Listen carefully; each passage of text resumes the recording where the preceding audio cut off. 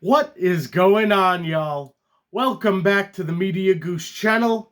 It is I, the Media Goose, your friend Ryan, and the goose is loose, baby.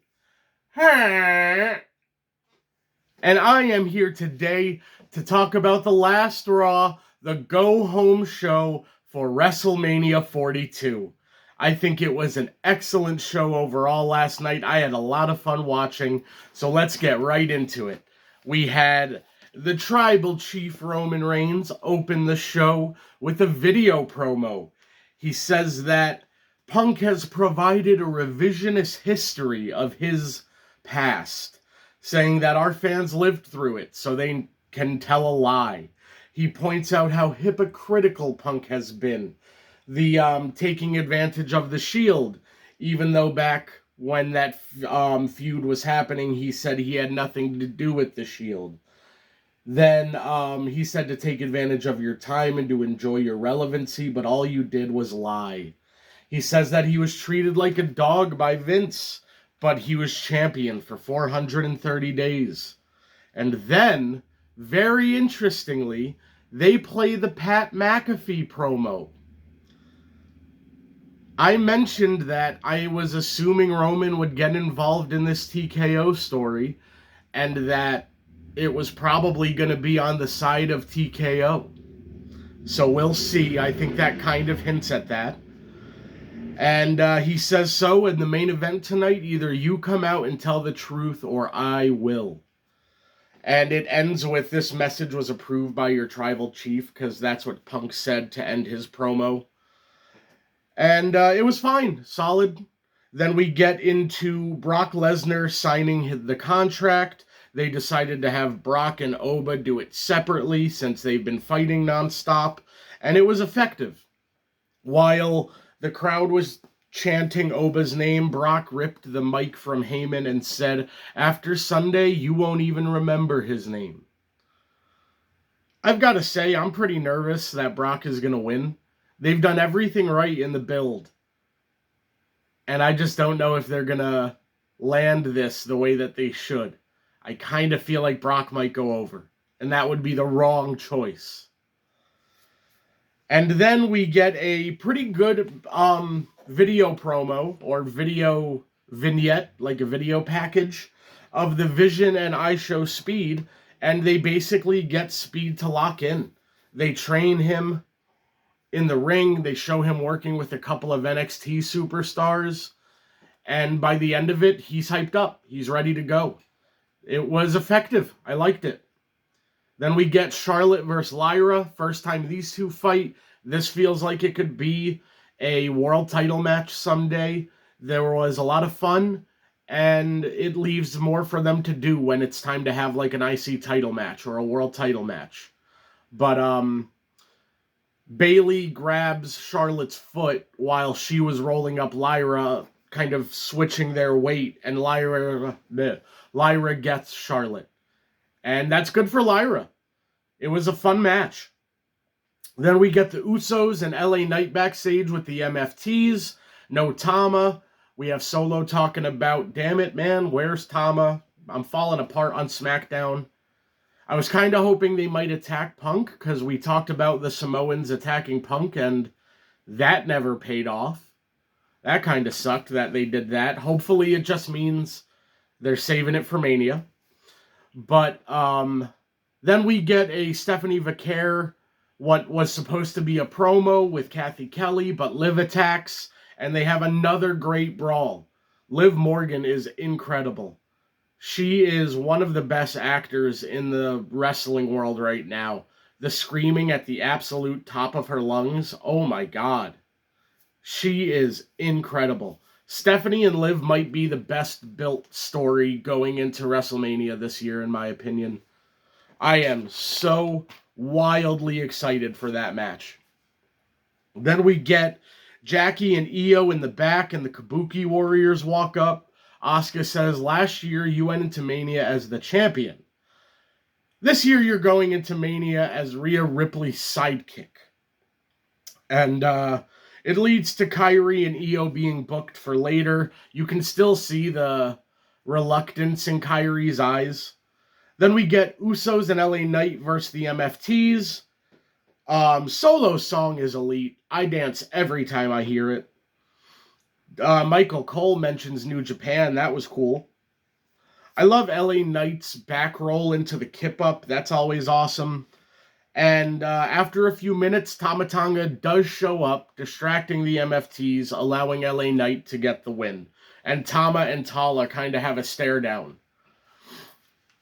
I don't know why, but I feel like it's more likely we're leading to Tala joining Tama than Tala fighting Tama. I could be wrong, but I feel like something has to happen at SmackDown or Mania or Raw for this group. Like, we've got to tell the story they clearly want to tell of the breakup. Then we get a Pat recap. When they replayed it, I was like, why even replay this? When he says, what, are you going to suck Triple H's ass? What does that even mean? That's like a 5-year-old insulting somebody. It doesn't make sense. Clearly, what Pat wanted to say is, are you going to suck Triple H's dick? But I'm assuming they can't say suck dick on TV because the network and sexual innuendo and children watching. If you can't say something you want to say, scrap it. Don't change it to a shitty insult like that.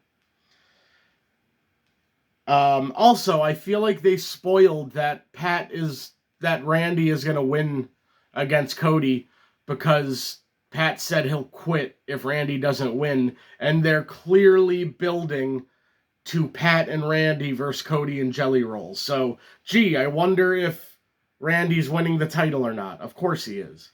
They've kind of spoiled that with that Pat bit of if he doesn't win, I'll leave. When they're already setting up his next match. Fuck Pat McAfee. Then we get Gunther and Seth. This was excellent. Gunther and Seth, at first it looks like they were going to do a short brawl and separate, and then Seth is like, no, you said this is personal. Come down here, get in the ring, look me in the eye, and tell me why it's personal. And Gunther says, yeah, let's do it then. And he gets right up in Seth's face, their forehead to forehead, and he says, this is personal for me, because you walk around this place like you're the best. You always have. But when I was world champion, looking for the best competition, you were happy to be a gleeful idiot with Paul Heyman.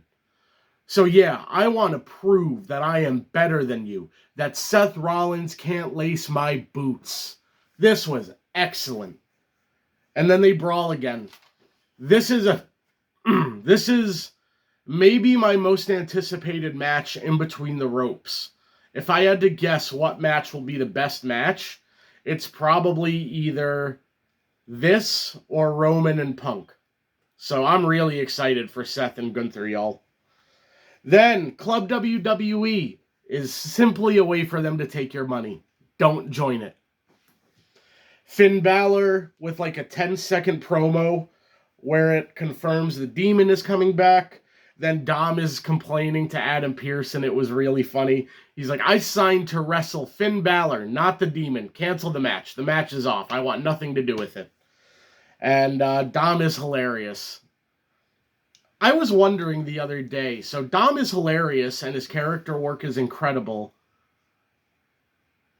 What is Dom's best in-ring match? Dom's not that good in ring. He's so excellent at the character stuff. And because he's Ray's kid, you might think like that in-ring translated, but it kind of didn't. I feel like Dominic wrestles like a cruiserweight, but he's not in a cruiserweight's body, so it doesn't look as good as when cruiserweights do it. I don't know. I feel like he could use, like, the way wrestlers like Will Ospreay really bulked up at one point in his career, from like a skinny guy to solid as hell. Dom could use that. And to me, I would almost go away from the lucha stuff because it doesn't serve his body type. I don't know, but he's the king of AAA right now, so obviously it's fine. But just a thought. I love Dom. He's one of the best characters in the business, but I really want to see him improve in ring and have like a classic match, because right now I don't know if he has one. Then we get Io versus Kyrie. This was awesome. These are two of my favorite wrestlers today, and so much of their little like combinations they were doing, their exchanges in the ring were really freaking fun. I wrote down, this is awesome. Io's moonsault off the barricade where it looked like her knee really caught Kyrie. Her missile drop kick into the kip up with the emote got a massive pop. Asuka starts getting involved, and then Rhea comes down, and then Jade comes down. This was what I wanted at the end of SmackDown with Jade and Io. I mentioned how I would have brought all of these factors in, but they did it this time, and it was really cool. And I'm pretty sure Kyrie ended up getting the win from all the distractions. Then Oba comes out, dripped out. Oba looks good. And Heyman puts Oba over. You're the biggest deal since Brock Lesnar. You're the most dominant force since Brock Lesnar. He says his door will be open when he needs to rebuild his career after WrestleMania when he loses. And then Oba Femi cuts the best promo of his career. It's Oba Femi, man. Strap the rocket to this guy. I would have him win against Brock, and on the Raw after Mania, come out and challenge whoever the world champion is. He's ready. There's nothing to prove, nothing to wait for. Put the title on Oba ASAP. A lot of times in wrestling, I think the idea of guys earning their dues takes away these quick hot shots to titles, but if not Oba, then who? Then we get that Liv Morgan video package. Whew, I can't say anything about it. I have nothing. It was a great video. I can't make any of my opinions known. Liv Morgan. Ay, Dios mío. Then we get Javon and Dragon Lee versus JD and Rusev as a preview of the IC ladder match. This was so fun. There was another match a few weeks ago that was like 8 minutes and just rapid, and this was like that, and it was so much fun. Javon just pushing tempo like crazy. We get back from commercial, and it's just going wild with the pace and the tempo. Dragon Lee's popping off. And I love that Dragon Lee got the Styles Clash. He hits it great, and he hits the Styles Clash for the win. Rusev attacks. Rey Mysterio makes the save, gets laid out. Penta makes the save, also gets laid out. Rusev destroyed everybody, which probably means he will not be winning the Intercontinental title. I'm going to post my WrestleMania predictions probably tomorrow. Then, main event time. It is Roman out first, then Punk comes out. Punk comes through the crowd, probably an homage to the Shield.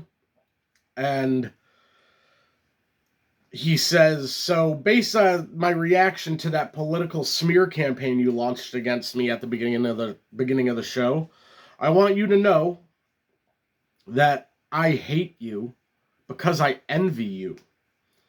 I hate you because you reigned for 1,316 days, and I hate that the truth of that is that you had to have worked your ass off to earn that. And you see Roman really take that in. And he says, my only dream my entire life was wrestling. I never had anything else. I fought for this all around the world. And I hate that you had this handed to you. I hate that you were born into a wrestling dynasty and I wasn't. I hate how many times you main evented WrestleMania. And if you know Punk's story, you know that's real because that's why he left. When they had that Royal Rumble where I think Kane chokeslammed him through the table and that like eliminated him, Punk left because he wanted to main event WrestleMania. So him bringing that up as something he hates makes a lot of sense. Then he brings up Sika, and he shows Sika all the respect in the world. He says Sika was a champion. Sika was a good man and a good father, and I am deeply sorry for invoking his name. And again, you can see Roman take that in and appreciate that. He says, I hate that there's more than one royal family. I don't know if I'm reaching, but that's what Randy said a few weeks ago in that promo. And with Roman bringing up the Pat thing earlier, maybe they're going to connect these two-night main events in a way we don't realize yet. And he talks about how he found his family in the bingo halls, in the burnt-out churches, in the independents, all over the world. I hate that I have to share my first singles main event with you. It was really good. And then Roman retorts, saying the thing that I hate about you is that I can't deny the connection you have with the fans. I hope that one day when I leave, they chant my name for 10 years. I gave you 2 months to maintain your relevancy, and you did nothing. So now, I'm taking my title back. The way he presents it is that Roman going back to the top means WWE is going back to the top when they were in their boom period. This made me even more think that Roman is going to end up siding with Team TKO. I'm surprised this didn't pop off. I would have liked... Why did Roman bring up the Samoans attacking Punk before Mania, and then they never paid that off? That kind of sucks. I was really hoping they were going to do something with that. This felt more like the ending of a Raw 2 or 3 weeks away from Mania. It didn't feel like a go-home show. It was 2 great promos from Roman and Punk. But I don't know. I'm going to go with the idea that they didn't do more because there's going to be a lot at Mania. There's going to be run-ins. There's going to be schmaz. There might be family. That's what I'm going to hope for. Ultimately, this was a great grounded promo between Roman and Punk, but maybe not worthy of a go-home segment to WrestleMania. So, guys, what did you think of the final Raw before Mania? I think almost everything was really great. I would have liked for a more heated ending between Roman and Punk, but those were good promos, so it improves the video package that they're going to show before their match. So, y'all, I am going to record my predictions for WrestleMania today. They will be posted tomorrow, Wednesday morning, and then there's just one show left until Mania, Friday Night SmackDown. So, guys, again, let me know what you thought of Monday Night Raw. The Goose is out. Hey!